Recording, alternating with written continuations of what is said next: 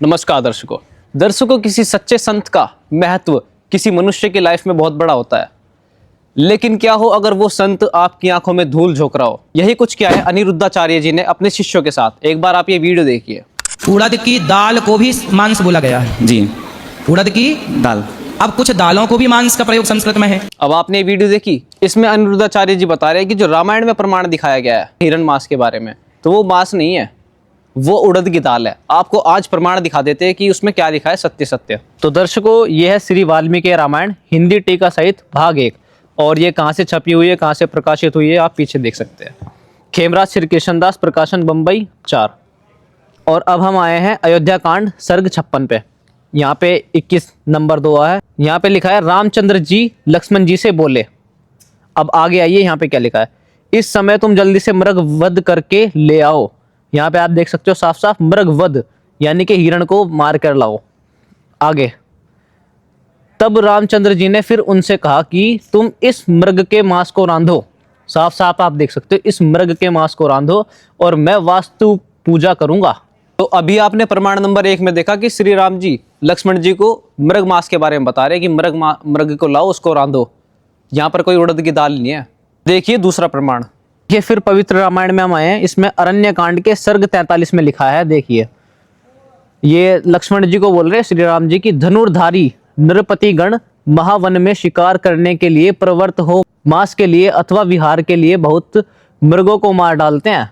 तो आपने साफ साफ देखा कि मृगों को मार डालते हैं। आगे देखिए, इस कारण से इस मृग के वध करने में कुछ दुविधा करने की आवश्यकता नहीं है। सुमध्यमा जानकी जी हमारे साथ इस मृग रतन के श्रेष्ठ व सुवर्णमय चरम पर बैठेंगी। तो अभी आपने जाना और देखा कि यहाँ पर श्री राम जी लक्ष्मण जी को बता रहे हैं और वो भी मृग के मांस की बात कर रहे हैं।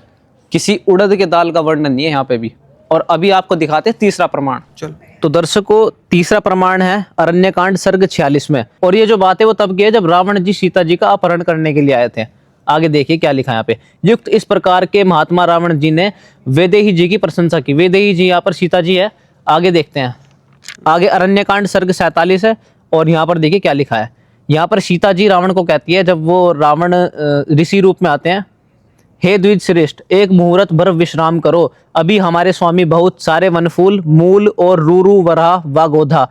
यहाँ पर रूरू जो है हिरन है, वराह जो है वो जंगली सुअर है, और गोधा है लिजार्ड, मॉन्स्टर लिजार्ड, वध करके बहुत मांस द्रव्य ले यहाँ आते होंगे। जब वह आवेंगे तब आपका भली भांति से सत्कार होगा। इससे विराजिए।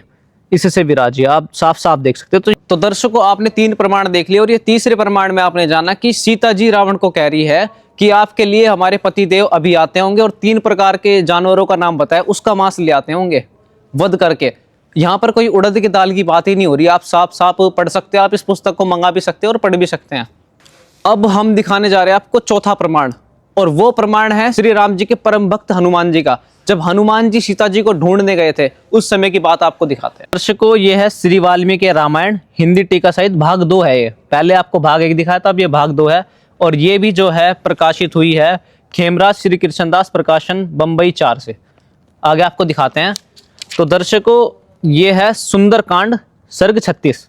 इसके हम दोहा नंबर 41 में आए हैं।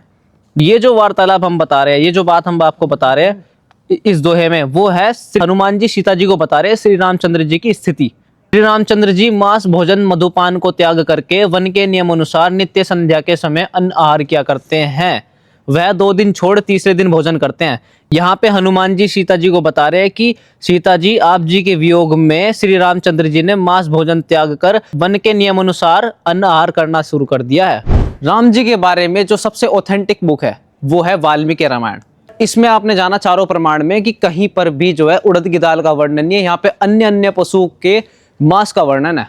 और अनिरुद्धाचार्य जी, आपसे भी हम बताना चाहते हैं कि आप लेडीज जैसा भेष बनाकर जो कथावाचक कर रहे हो और लोगों का पागल बना रहे हो, मूर्ख बना रहे हो, ये अब बंद होने वाला है, क्योंकि लोग जो है अब शिक्षित हो रहे हैं। तो दर्शकों, आप सभी से प्रार्थना है कि आप भी इन पाखंडियों का साथ छोड़ दीजिए।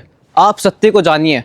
सत्य को जानने के लिए आप संत रामपाल जी महाराज जी के सत्संग सुनिए। वो ही एक मात्र इस पूरे विश्व में संत है जो कि सभी को सत्य दिखा रहे हैं। सभी चारों धर्मों के ग्रंथों से सत्य दिखा रहे हैं सभी को। और इन पाखंडियों का छोड़ दीजिए साथ, क्योंकि मनुष्य जीवन बहुत ही ज्यादा अनमोल है और इसको व्यर्थ न गवाइए। संत रामपाल जी महाराज जी के सत्संग यूट्यूब पर सुनिए। धन्यवाद।